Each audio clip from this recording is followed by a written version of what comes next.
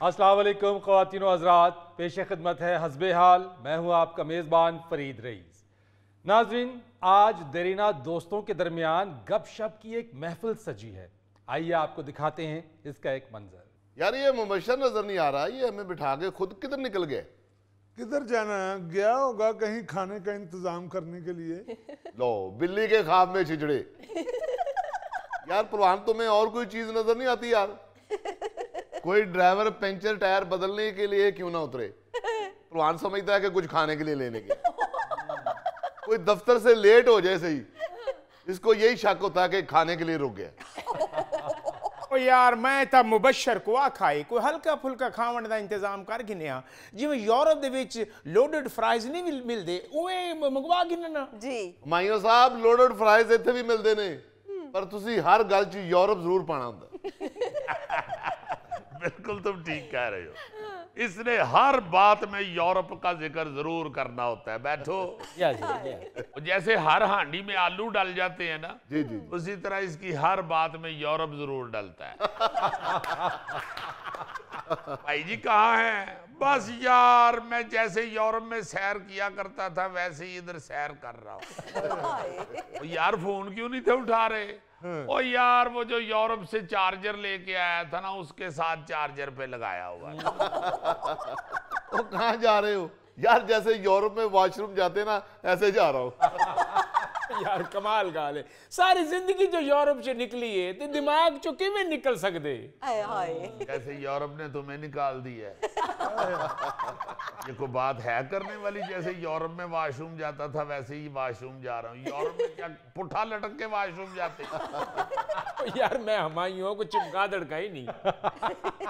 क्या भाग गए हो तो बस इधर की बात करो आप। बिल्कुल यूरोप यूरोप यूरोप यूरोप सुन सुन के हमारे कान लाल हो गए। ये सारी जिंदगी इसने भैंसों में गुजारी है, अभी ये अपनी किसी बात में भैंस के जिक्र करता है। अल्लाह वो क्या पंजाबी में कहावत है कि मज्जां मज्जां दियां भैणां हुंदियां। ਇਹ ਤੇ ਗੱਲ ਬਣੀ ਹੈ ਨਾ, ਮੱਝਾਂ ਮੱਝਾਂ ਦੀਆਂ ਭੈਣਾਂ ਹੁੰਦੀਆਂ, ਜੂਆਂ ਵੀ ਜੂਆਂ ਦੀਆਂ ਭੈਣਾਂ ਹੁੰਦੀਆਂ ਨੇ। यार जूं तो मेरे को याद आया, चट्ठा नजर नहीं भी आंदा पिया किथा इलेक्शन दी कैंपेन वास्ते तो नहीं निकल आया। जी पहली बात तो ये है कि तुम्हें जूं से क्यों याद आया है? पतला जे रे छोटा जे है। नहीं असी भी घर च बिल्ली रखी, असी कदी उन्हें वेख के तेनू याद कीता है? मेरा ते हेयर स्टाइल ही वैसे सही तो बिल्ली दा अंदाजा लाया हो सी। वो चट्ठा बेचारा बीमार है जरा, अस्पताल था। हाँ अब शुक्र है ठीक हो गया, घर चला गया। बेवकूफ आदमी, भाई जो उम्र है उसके हिसाब से जिंदगी गुजारो, अपना रहन सहन बदलो। ना वो निहारी खानी छोड़ता है, ना बौंग खानी छोड़ता है, ऊपर से सिंगल पसली है बेचारा। वो खा के बीमार हो गया, पता नहीं उसे क्या हुआ था। आखिर उसे अस्पताल लेके गए और सुना है कि 2 दिन ते डॉक्टर ने टीका लाने वाली थां ही नहीं सी लभ रही। यकीनन उनके मुंह च ड्रॉप्स पाए हो सन। नहीं यार डॉक्टर डॉक्टर होते हैं, जगह ढूंढ ही लेते हैं। चलो यार यार दा पता करने आ सब भी आ यार अस्पताल च नहीं देखना चाहते। खाना पीना एज के हिसाब से होना चाहिए, क्यों मुबशर? जी जी जी याद है तुम्हें मैं शर्त लगाकर चाय पी के ऊपर से दवाना खा लेता था। देखो ते पत्थर लकड़ सब हजम हो गए। मुझे अच्छी तरह याद है, वो अफजल की बेटी की शादी पे गए थे। चाचा अफजल होता था जो, उसकी बेटी की शादी थी। उधर जाके मलक ने ओए होए होए कहता है भाई डिशें प्लेटें छोड़ दो, मुझे ये बताओ देख किधर पड़ी हुई है। पूरी गल नहीं दसे दे याद है मेरे को देख दे मुंह ते कराओ। नहीं वैसे वो कल्ला नहीं था, सारों ने बड़ा खाया था। भाई मैं माजरत चाहता हूँ आपकी गुफ्तगू में मैं दखल अंदाजी कर रहा हूँ। वो उम्र आप लोगों की ऐसी थी कि देग से खा लिया करते थे, अब ऐसा करेंगे तो देग में ही गिर जाएंगे। वैसे यार फरीद गाल सही करेंदे पे, हुण वाकई उम्र ही हो जी आ गई है, एक बोटी नाल घंटे घंटे अटखेलियां करेंदे रहने आ। वो जैसे छोटी बिल्ली को बड़ी मोटी डाल दे तो वो बेचारी 10-15 मिनट उसके साथ खेल कूल के चली जाती है। असल बात तो ये है कि अब वो जवानी वाली बात नहीं रही।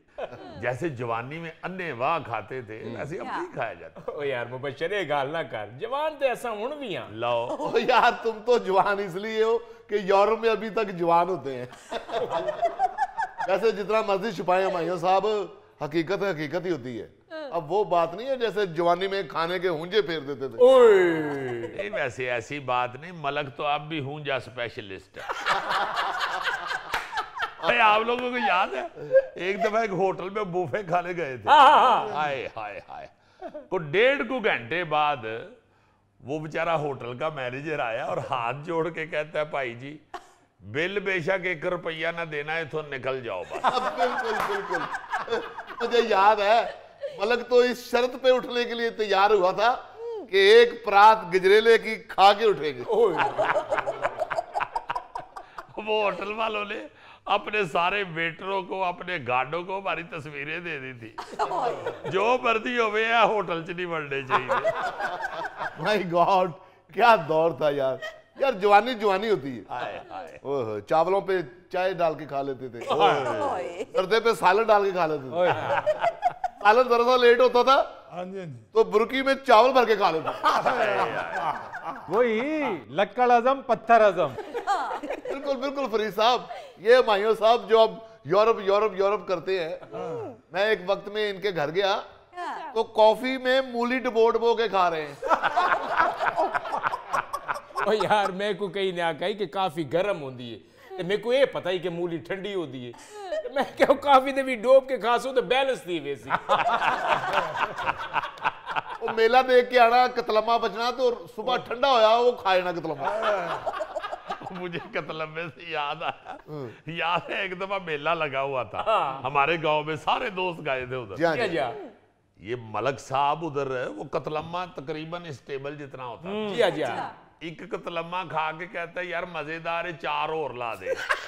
4 और जी जी जी, वो कतलम्बे वाला बेचारा तो दिल करे कढ़ाई चाप डिग पाओ। और मुबशर तुम्हें ये भी याद होगा कि मलक का ख्वाब ही रहा कि मेले में पड़ा हुआ भारी पत्थर मैं उठाऊं, वो पत्थर नहीं से उठाया गया, बूढ़ा हो गया।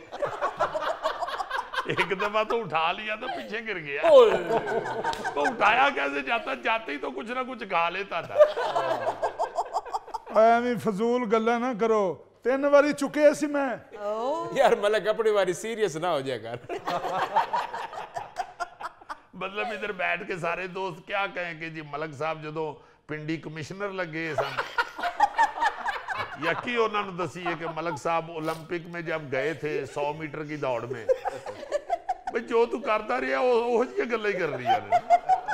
या क्या तुम्हारे मतलब बात करें कि एक दफा अलमरा में मलक की पेंटिंग की नुमाइश लगी थी। ऐसी गाल ना करो, मलक हमेशा साकू खालिस दूध पियांदा ही, घर वाले को पानी पा के पूरा करके देता है। ਔਰ ਨਾਮ ਰਾਦੋ ਤੁਹਾਨੂੰ ਘਰ ਵਾਲਿਆਂ ਤੋਂ ਜ਼ਿਆਦਾ ਪਿਆਰ ਕੀਤਾ ਹੈ, ਤੁਸੀਂ ਹੈ ਹੀ ਨਮਕ ਰਾਮ ਹੋ। ओ बस भी बस, मलक तप गया बस। सलाम वालेकुम जनाब, अरे साहब जी, और ठीक हो? अल्हम्दुलिल्लाह भाई नफजल ठीक है आप? हाँ जी, शुक्र है अल्लाह पाक का जी, बड़ी शुक्र है। मेहरबानी। वो पता चला चिट्ठा बीमार था। हाँ जी, वो चट्ठा साहब बीमार थे तो वो कह रहे थे यार मेरी जगह तू चला जा, जरा दोस्तों से मिला, खुश हो जाएंगे बेचारे। बड़ी मेहरबानी। तो क्या हाल है उसका अब? पता नहीं क्या खा लिया, डायरिया सा हो गया उसे, बस एक दिन अस्पताल रहा फिर आ गया था। चलो अल्लाह पाक रहमत करे। देखिए क्या नाजुक दौर आ गया यार, चट्ठे भी बीमार होने लगे हैं। फरीद साहब ये जिम्मेदार लोग जो होते थे जमीनों वाले, इनको तो इतनी मेहनत करते थे, इनको तो बीमारी देख के भाग जाती थी। जिम्मेदार लोग तो ना जी सुबह नाश्ता करके जब अपने काम पे निकलते थे अपनी जमीनों पे खूह पे जाने के लिए, जी जी, तो वो 2-3 मील का सफर रोजाना आराम से कर लेते थे। कोई बात नहीं। मुबशर भाई बिल्कुल सही याद है बहन, पिंड वंज के कहीं को पता पूछो ना भावे सफर 5-6 मील दा होवे, वो आदन के सही ओ घर खड़े ओ सामने। हाँ जी, 5-6 मील तक तो को हुंदा, ਇਹੋ ਜਿਹੇ ਬੰਦੇ ਨੂੰ तो ਕੁੱਤਾ ਪੈਂਦਾ ਸੀ ਤੇ 6 मील दौड़ ਲੈਂਦਾ ਸੀ। ਇਹ ਸੱਚੀ ਮੁੱਚੀ ਥੀ ਹੈ ਜਿਹੜਾ 2 घंटे ਦਾ ਸਫਰ में घंटे ਚ ਤੈਅ ਕੀਤੇ। ਯਾਰ ਮਨ 1.5 ਮਨ ਦੁੱਧ ਮੈਂ ਹੁਣ ਮੋਟਰਸਾਈਕਲ ਦੇ ਉੱਤੇ ਲੈ ਕੇ ਆਉਣਾ, ਅੱਬਾ ਜੀ ਮੇਰੇ ਹੱਸਦੇ ਨੇ ਮੇਰੇ ਤੇ, ਕਹਿੰਦੇ ਉਹ ਤੈਨੂੰ ਵਕਤ ਪਿਆ ਹੁੰਦਾ ਇੰਨਾ ਦੁੱਧ ਤੇ ਮੈਂ ਸਿਰ ਤੇ ਚੁੱਕ ਕੇ ਲੈ ਜਾਂਦਾ ਸਾਂ। ਉਹ ਅੱਬਾ ਜੀ ਨੂੰ ਕਹਿਣਾ ਸੀ ਨਾ, ਅੱਬਾ ਜੀ ਤੁਸੀਂ ਵੇਖ ਨਹੀਂ ਸੀ ਲਾਈ ਹੁੰਦੀ। ਇਹ ਵਾਲਦ ਸਾਹਿਬ ਤੇ ਤੁਹਾਡੇ ਮਾਸ਼ਾਅੱਲਾ ਬੜੇ ਤਗੜੇ ਸੀ, ਅਸੀਂ ਦੇਖਿਆ ਨਿੱਕੇ ਹੁੰਦੇ ਆ। ਹਾਂ ਉਹ ਤੇ ਬਿਮਾਰ ਬੱਚਾ ਮੋਢਿਆਂ ਚੁੱਕ ਕੇ ਡਾਕਟਰ ਕੋਲ ਆਈ ਜਾਂਦੇ ਸੀ। ਮਾਸ਼ਾਅੱਲਾ ਤਗੜੇ ਹੀ ਬੜੇ ਸਨ। नहीं, तगड़े तो तुम भी बड़े हो, मगर अब चलना छोड़ दिया हुआ है, साइकिलिंग छोड़ दी हुई है, वॉक छोड़ दी हुई है। हाँ जी। अब मोटरसाइकिलों पे गाड़ियों पे गांव के लोग भी चढ़ गए। बिल्कुल। अब गांव में भी आप देखें ना जी, तो वो सेहत नहीं रही। बिल्कुल सही। गांव में भी बीमारियां घुस गई हैं। अल्लाह पाक सबको महफूज रखे। आमीन, आमीन। उसकी सिर्फ वजह ये है कि हमारा लाइफस्टाइल चेंज हो गया। रोज बात की आप। अच्छा तो मजे की गल दसा, यूरोप दे विच अज भी साइकिल का इस्तेमाल ज्यादा है। ओ मेरे मालका, ओ यार इसको यूरोप छोड़ के आओ, उठो। ताको मिलने वास्ते तो यूरोप तो इतना है, तू सक मेरे को बल बाहर कढवो। फिर बीच में यूरोप डाल ली है। हम वापस गांव में घुस रहे हैं, वो हमें खींच के यूरोप की तरफ लेके जाए। वैसे ये बात ठीक कर रहा है। वहां पे शायद एटमॉस्फेयर ऐसा है, वहां पे सड़कें वड़कें ऐसी हैं और वॉकिंग ट्रैक हैं वहां पे हाँ जी, बहुत हाँ सारे, जी। इसलिए लोग शायद बहुत लोग उधर सैर करते हाँ जर्मनी में तो बहुत साइकिल चलती है। हैं। वॉक नहीं जी, वॉक बड़ी करते हैं। क्या जी आप अगर यूरोप की या ये जितने भी तरक्की याफ्ता मुल्क हैं, या ये कह लें कि जिनकी सड़कें अच्छी हैं, हाँ वॉक पाथ हैं जहाँ पे, जी। वहां पे आप जाके देखें तो भरे होते हैं वो, और बूढ़े बूढ़े लोग बेहतरीन एक्टिव सैर कर रहे होते हैं। वाह। यार मुबशर 88 साल दी मेरी सासी वे जर्मन औरत, यानी कि हुण भी अपना टॉमी नाल खेन के आप शॉपिंग करन वेंदी है। वाह। और मैं सुनिया तेरे नालों ज्यादा टॉमी की इज्जत कर नहीं यार मैं बच्चे ऐसी बात ना करो, हुमायूं से भी बड़ी मोहब्बत करती है इसकी सास। अच्छा जी। हाँ ये जो पोनी रखी है हुमायूं ने, ये अपनी सास से मुतासर होके तो रखी है। दाओ ना जी जरा। ये देखो सही, ये देखो। वाह वाह वाह, क्या हाल है माँ जी? ओ यार मजाक तो बाज नहीं भी आदे तुझे। देखो मैं तो को उन्हें आदत दिसेंदा पे, भावे 88 साल दी है, टुरिया नहीं भी वेंदा पर निकलते जरूर है नो। हाँ नहीं, मैंने सुना है सुबह सुबह निकलती हैं 2 नींबू लेने के लिए, इशा के वक्त वापस आती हैं जब शिकंजवी का टाइम खत्म हो गया होता है। अस्सलाम वालेकुम अंकल। अरे वालेकुम सलाम, क्या हाल है? बेटे इधर क्यों रखा है? उठाओ, खोलो जी मुंह। ये चाय ले आता हूँ। ला चाय ला। वाह वाह वाह वाह, यूरोप में भी सबसे पहले बिस्किट उठा लेते हैं। यार मेरे को नेड़े जे पौंदे मैं ही चुकने ना। लाओ जी लाओ। आ गए। और यंगमैन ठीक हो? जी मैं ठीक Are हूँ you आपसे। okay? जी जी मैं Oh, ठीक। good. नहीं, मेरे बेटे की ये खासियत है, जो भी कोई पूछे ना आर यू ओके तो कहता यही है ओके। चीनी ला मेरा बेटा, चीनी ला। नाज़रीन यहाँ लेते हैं एक छोटी सी ब्रेक। दादरी जब भी होगी, जिधर भी होगी, अब उसके खिलाफ बोलेंगे। और हमारी इतलात के मुताबिक तो पूरी की पूरी असम्बली अब एक ही है। ओह। भाई ये असम्बली है, कोई कोए वाली कुल्फी नहीं है जो बिक जाए।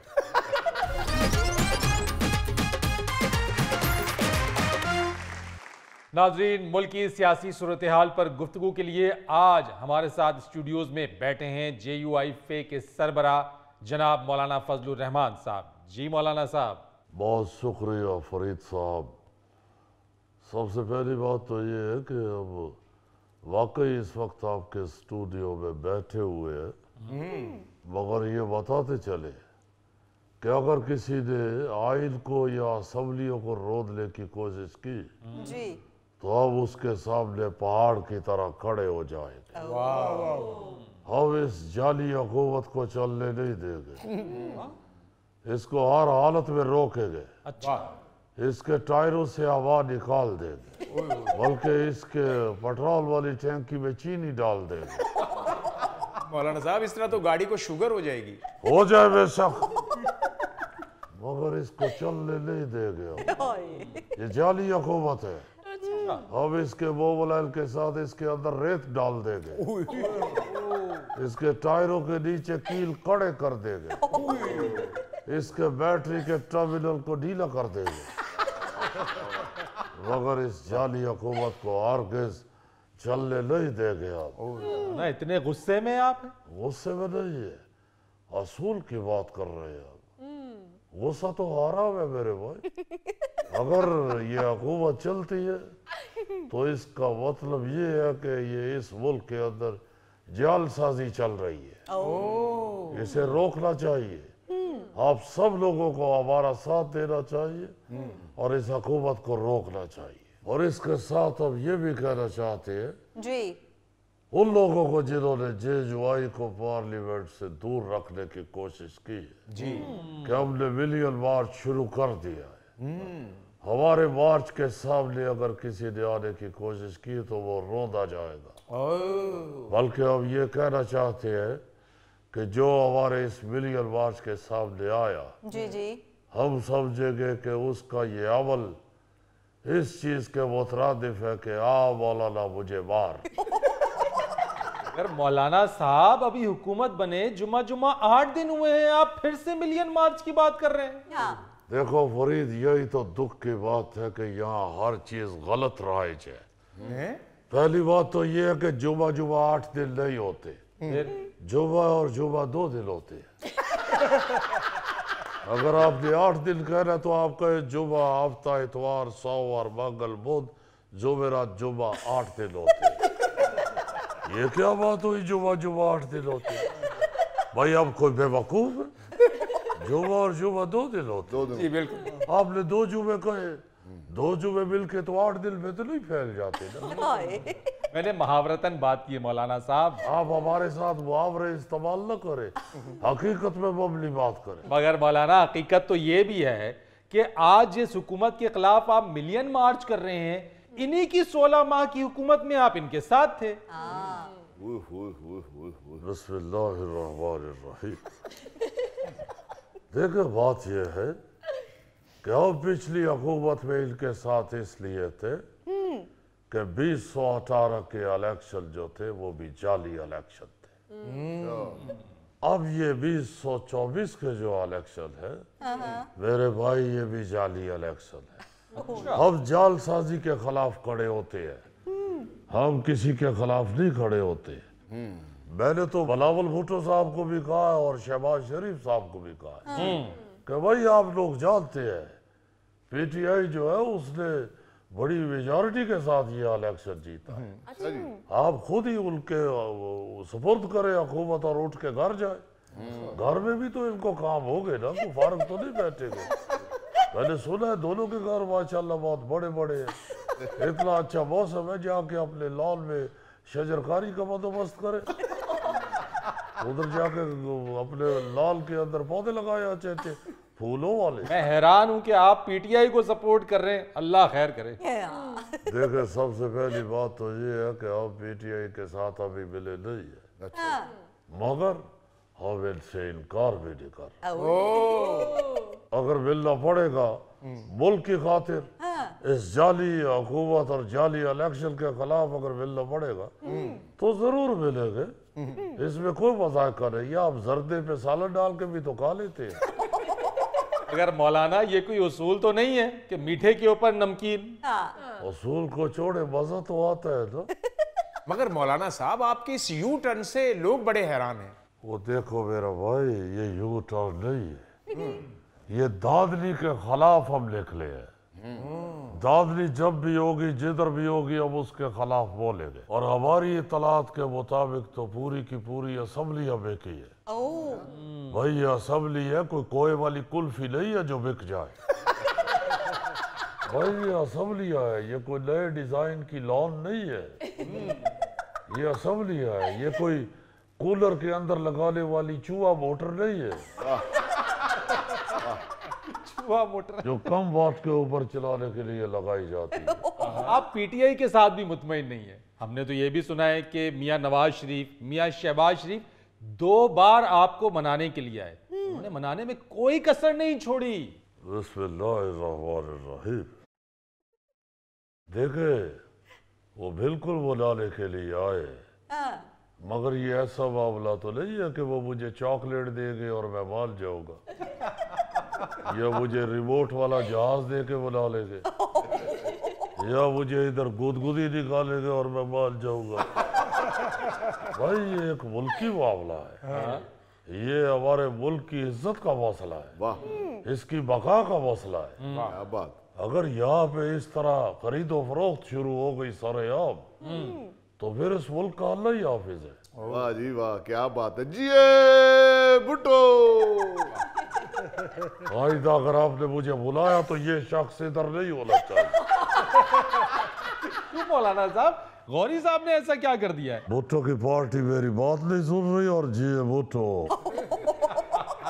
बात फिर वही है फरीद साहब, जब भी कभी भी इस मुल्क के अंदर अगर इलेक्शन में धांधली होगी, बल्कि मैं कहता हूँ कि ये धांधली नहीं थी, इस दफा तो धांधलू हुआ, धांधलू।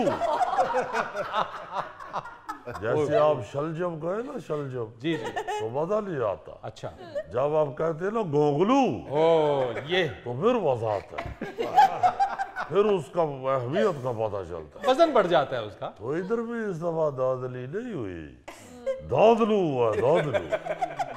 इसलिए हर धांधली के खिलाफ हम खड़े हो गए। वैसे मौलाना साहब, पीडीएम ने आपको ऐसे निकाला है जैसे मक्खन से बाल निकालते हैं। मेरा भाई, पहली बात तो ये है कि आपका मक्खन के साथ क्या ताल्लुक है? मुझे आपका दूर दूर से कोई रिश्ता नजर नहीं आता मक्खन के साथ, बल्कि रिश्ते को छोड़ो को वाकफियत भी नजर नहीं आती। आप मुहावरा बोले हैं। आप अपना मुहावरा बनाए ना, ऐसे निकाला है जैसे ग्रीस में से बाल। नाज़रीन, ये लेते एक छोटी सी ब्रेक। जी सेम मेरे साथ है, मेरे बच्चों के कपड़े प्रेस होते हुए मैं पहन के आ जाता हूँ। नहीं यार, तुम तो ऐਵੇਂ जिद लगा के बैठे हुए हो, तुम क्यों नहीं बड़े हो रहे? भाई जब बच्चे बड़े हो गए, अब तुम बड़े हो जाओ। अब ये इस बात पे इधर ही रुका हुआ है कि बच्चे मुझसे बड़े हो जाएंगे तो फिर फर्क पड़ जाएगा।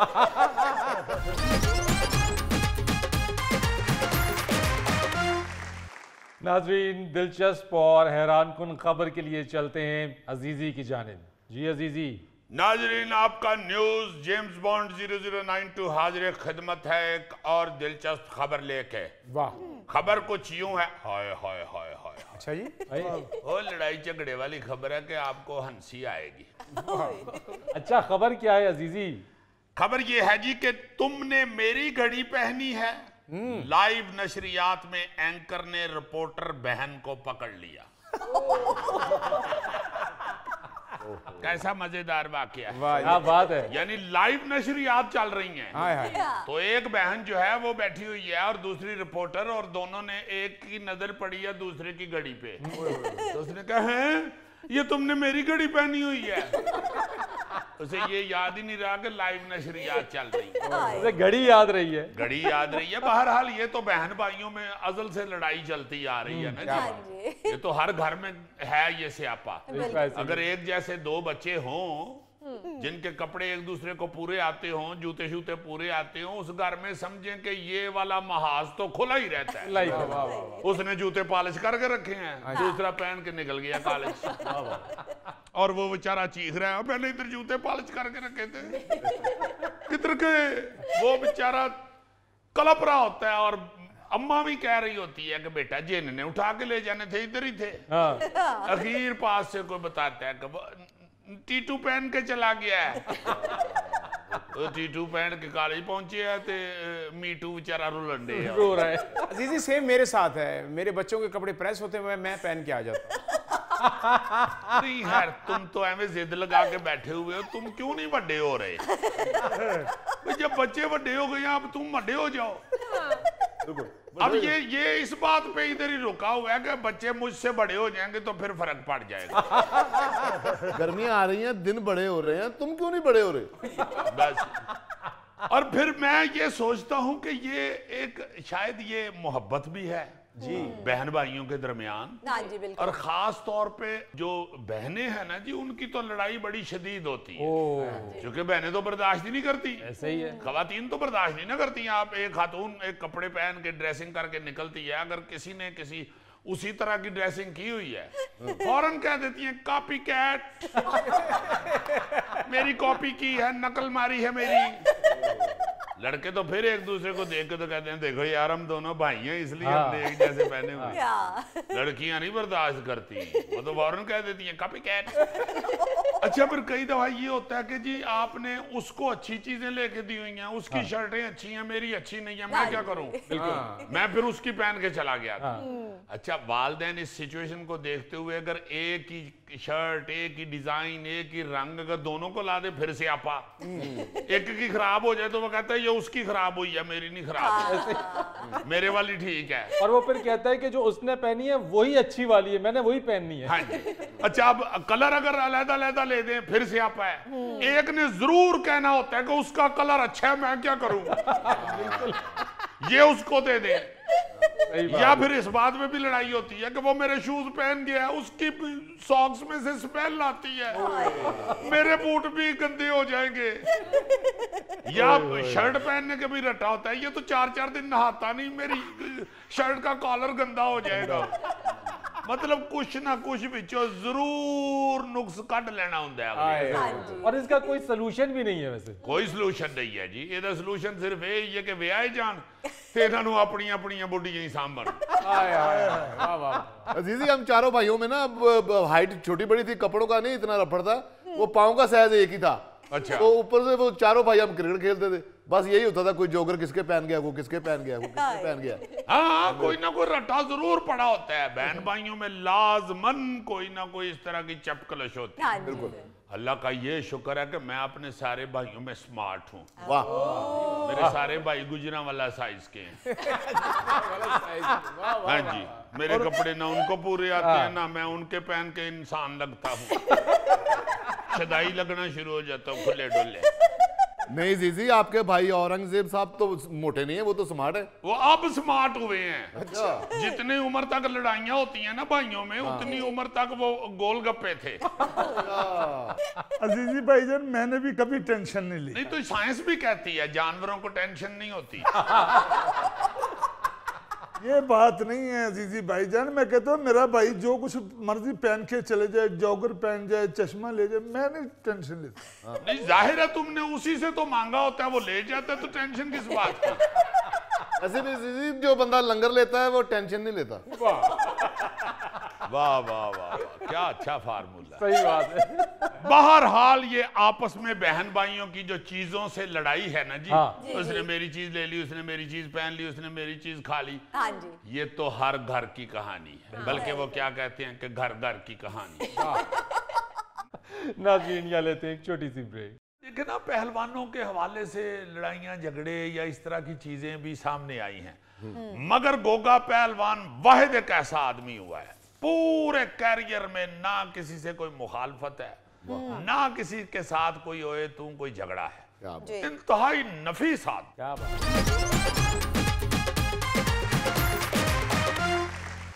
अच्छा जी, आज मेरे जहन में ऐसा एक ख्याल आया कि यार हमारे हर शहर के अंदर जो हमारा एक तारीखी विरसा है या जो शहर की पहचान है वो क्यों गुम होती जा रही है। बिल्कुल। बहुत से शहरों की पहचान खत्म होती जा रही है। एक पहचान होती है ना जी हर शहर की, बिल्कुल ऐसे इसे कॉलेजों का शहर कहा गया जी, कराची को रोशनियों का शहर कहा गया, रोशनियां उसकी खत्म कर दी गई, वहां पे खौफ के अंधेरे छा गए, लोग बेचारे जो हैं वो भूल गए कि ये कभी रोशनियों का शहर होता था। इसी तरह मैं अपने गुजरांवाला शहर के हवाले से कहता हूँ कि यार ये तो पहलवानों का शहर, वाह वाह वाह, तो ये किधर गई सारी पहलवानी। अब मुझे पुराने मेरे बचपन के जो स्टार पहलवान, जाहिर आप बूढ़े हो गए हुए हैं, वो मुझे नजर आते हैं तो मैं उनसे पूछता हूँ जरूर कि कोई बच्चा, कोई आपकी औलाद में से कोई पहलवान, वो आगे से बेचारे ना बड़े बददिल से होके और बड़ी मायूस शक्ल से कहते हैं कि यार बस नहीं, वो बस कारोबार कर रहे हैं, पढ़ रहे हैं, फैक्ट्री चला रहे हैं, इस तरह के सूरत हाल बन गई हुई, खत्म हो गई है पहलवानी गुजरांवाला से। और हम देख रहे हैं हमारे सामने खत्म हुई है, हमारे सामने खत्म होता जा रहा है। जो थोड़ी बहुत कोई आखिरी सांसें चल रही हैं उसकी फन्ने पहलवानी की, हम अपनी आंखों से देख रहे हैं और वो मजीद तबाही की तरफ जा रही है, मजीद उसकी सांसें उखड़ती जा रही हैं। ये बात मैंने इसलिए की है कि हमारे शहर का एक बहुत बड़ा नाम जिसे पीर पहलवान कहा गया है ना जी, वो गोगा पहलवान है। वाह। गोगा पहलवान गुजरांवालिया, बिल्कुल बहुत बड़ा नामवर आदमी हुआ है, और ऐसा खूबसूरत पहलवान मैंने अपनी जिंदगी में मैंने नहीं देखा। जाहिर है उनसे पहले बहुत बहुत बड़े नाम हुए हैं, गामा पहलवान, पोलू पहलवान, गूंगा पहलवान, रहीम बख्श पहलवान। जी जी। रहीम पहलवान सुल्तानी वाला वो गोगा पहलवान के उस्ताद थे। अच्छा। जी हाँ जी हाँ जी, और बहुत बड़े पहलवान हुए। मगर मैंने अपनी जिंदगी में जितने पहलवान देखे, और बहुत से देखे हैं, बेशुमार पहलवान हमने देखे हैं अपने शहर में, गोगा पहलवान जैसा पहलवान हमने नहीं देखा। वाह जी वाह। अपने फन के हवाले से भी, अपनी शख्सियत के हवाले से। अच्छा। मुझे बड़ी अच्छी तरह याद है कि हम अब लड़कपन में थे तो जारा पहलवान और गोगा पहलवान की हाथ जोड़ी थी। अच्छा। ये हाथ जोड़ी होती है, मुकाबले से पहले तय होता है कि जी फलां तारीख को ये दोनों पहलवान लड़ेंगे। वो दोनों स्टेडियम में आते हैं और एक दूसरे से हाथ मिलाते हैं, और फिर लोग क्लैप करते हैं कि भाई अब ये पहलवानों की हाथ जोड़ी हो गई, अब ये फलां तारीख को लड़ेंगे। अच्छा। वो एक पब्लिसिटी भी होती है और तय भी हो जाता है। क्या बात है। तो मैंने वो जारा पहलवान और गोगा पहलवान की हाथ जोड़ी देखी, अच्छा, लाइव देखी है? लाइव देखी। वाह, मैं वाह, वाह। बैठा हुआ था गुजरांवाला स्टेडियम में। मुझे आज तक याद है वो जारा पहलवान भी, वो तो ऐसा पहलवान हुआ है कि गोगा पहलवान खुद कहते हैं कि ऐसा पहलवान मैंने अपनी जिंदगी में ही नहीं देखा। वो अल्लाह ताला की एक देन थी उसे, वो अल्लाह ताला का एक मौजज़ा था। जारा पहलवान ऐसा हुआ है, चूंकि उन्होंने जारे पहलवान ने उनको गिरा लिया और बड़ी जल्दी। तो गोगा पहलवान ने ये लफ्ज कहे कि मुझे ऐसे लगा कि मैं दीवार के साथ टकरा के गिर गया, क्योंकि वेट का ही बड़ा फर्क हो चुका था, और वो बड़ा बहुत तगड़ा पहलवान हुआ है। अच्छा जी, आपने हाथ जोड़ी भी देखी, फिर दंगल भी देखा? हाँ हाँ। अच्छा वाह। अच्छा, वो गोगा पहलवान मैं आपको बता रहा हूं कि बड़े नफीस आदमी, जो खुद एतराफ कर रहे हैं और बड़ी तारीफ कर रहे हैं जारा पहलवान की। मुझे बड़ा प्यार आया। फिर बुजुर्गों से भी ये सुना कि ये बड़ा ही मुनसफ पहलवान हुआ है। जो स्पोर्ट्समैन स्पिरिट होती है ना एक, वो जैसी इस गोगा पहलवान में थी किसी में नहीं थी, किसी में। अल्लाह ताला उनको जिंदगी से तंदुरुस्ती दे। अब चूंकि वो 75-76 साल के हो गए हुए हैं। और फिर मैंने ये भी अपनी आंखों से देखा हुआ है कि बेशुमार पूरा खाड़ा भरा होता था सफों से, चारों तरफ बुजुर्ग बूढ़े बूढ़े पहलवान, पुराने लोग बैठ के ना जी गोगा पहलवान का जोर देखा करते। वो कहते थे कि ये बड़ा साफ कुलता है, वाह जी वाह। बड़ी साफ कुश्ती करता है। कुलना जो होता है ना जिस वो कहते हैं जी कि बड़ा साफ पहलवान है, ये दाव पेच से लड़ता है। क्या बात। देखे ना, पहलवानों के हवाले से लड़ाइयां झगड़े या इस तरह की चीजें भी सामने आई हैं, मगर गोगा पहलवान वाहिद एक ऐसा आदमी हुआ है पूरे कैरियर में, ना किसी से कोई मुखालफत है, ना किसी के साथ कोई ओए तू कोई झगड़ा है। इंतहाई नफीस आदमी। क्या बात। और फिर करने वाली बात यह है कि अब वो गोगा पहलवान बेचारे थोड़े बीमार भी हैं, और बड़ा ही दुख हुआ उनकी बातें सुन के। वो कहने लगे कि मैंने सारी जिंदगी अपने ही जोर पे, पैसे भी मैंने बड़े कमाए हैं, अल्लाह के फजल से मेरे जितने पैसे भी नहीं किसी ने लिए अपने जोड़ों में, अपने वक्त में। मैंने सबसे ज्यादा पैसे लिए हैं कुश्ती के, दंगल के। जी जी। मुझे ये कोई एतराज नहीं है, मगर मुझे ये एतराज है कि हमारे फन को आगे गवर्नमेंट कोई सपोर्ट नहीं कर रही, क्योंकि लोग अब बददिल होना शुरू हो गए हैं, हमारे बच्चे बददिल होना शुरू हो गए हैं। तो उनको इस फन की तरफ लाने के लिए हम तो सारी जिंदगी से जोर लगा रहे हैं, मेरा अखाड़ा सारी जिंदगी से चल रहा है। हाँ जी। वो रहीम पहलवान का अखाड़ा जो इन्होंने फिर सारी जिंदगी चलाया, तो इनकी अपनी जगह पे है। वो कहते हैं कि ये 4 कनाल जगह पे अखाड़ा है, गवर्नमेंट से कहें कि यहाँ आके स्पोर्ट्स कॉम्प्लेक्स बना दे देसी कुश्ती का। अच्छा। हम उनको जमीन दे देते हैं, वो आके इधर बना दे। उनको कनाल 1.5 कनाल मस्जिद को भी दे दी हुई है, ठीक, वहाँ मस्जिद भी बनवा दी।